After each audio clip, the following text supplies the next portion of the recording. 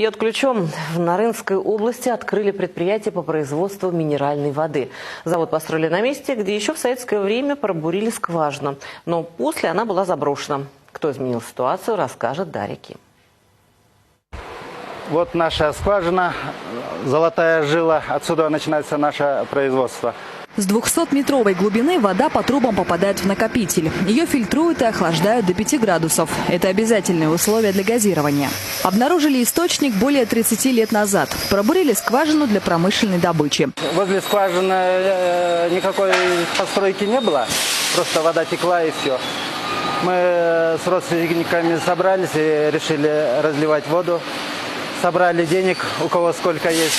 Построили этот небольшой цех. Оборудование купили, правда, старую, насколько денег хватило, да? И начали разливать. Начинали с нескольких сотен